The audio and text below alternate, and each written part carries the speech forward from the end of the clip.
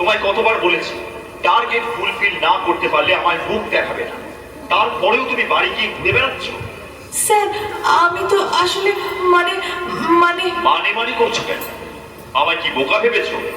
এই উইকে target fulfil না হলে তোমার চাকরি থেকে বের করে দেবো। কি রে বাবু, খেয়ে নে, সরো তো এখান থেকে। মাথাটা ঠান্ডা করে খেয়ে নে, আয়। মা কি করে এত ঠান্ডা থাকতে পারে?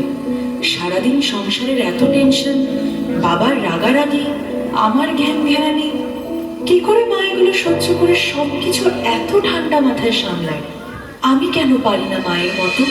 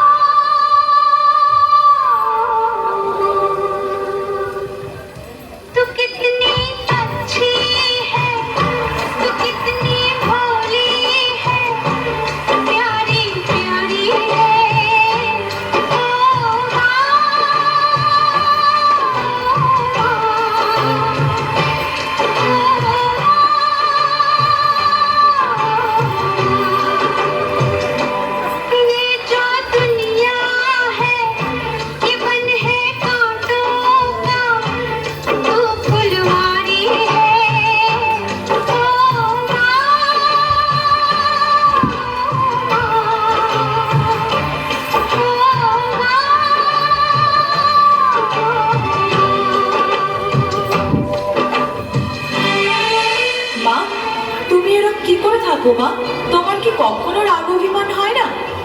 সোনা, সব সময় জানবে যে সয় সেই রয়। কার উপর রাগ করব? এতটুকু জীবন রাগ করে যদি সময় কাটিয়ে দিই, তাহলে ভালোভাবে বাঁচবো কখন?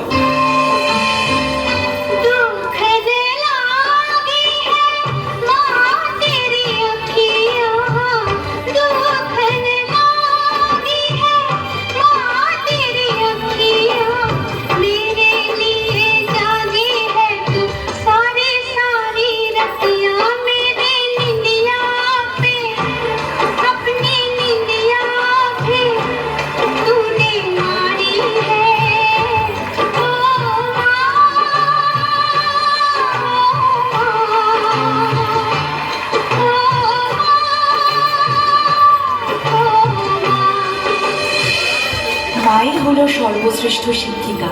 মায়ের থেকে প্রাপ্ত শিক্ষা আমাদের জীবনের প্রতিটি পদক্ষেপে সাফল্য পাইয়ে দেয়। মায়েদের চিন্তা ভাবনা খুব সরল, কিন্তু এই শিক্ষাই হয়ে দাঁড়ায় আমাদের জীবন দর্শন।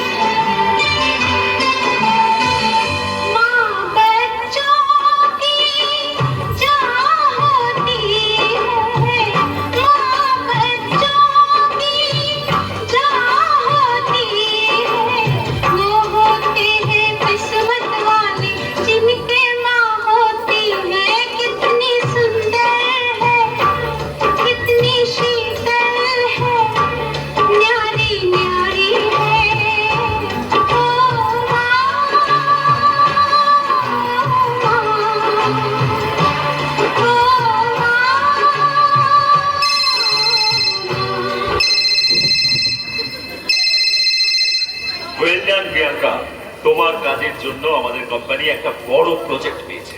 আজ তোমার জন্যই কোম্পানিটা বাঁচলো। Thank you so much.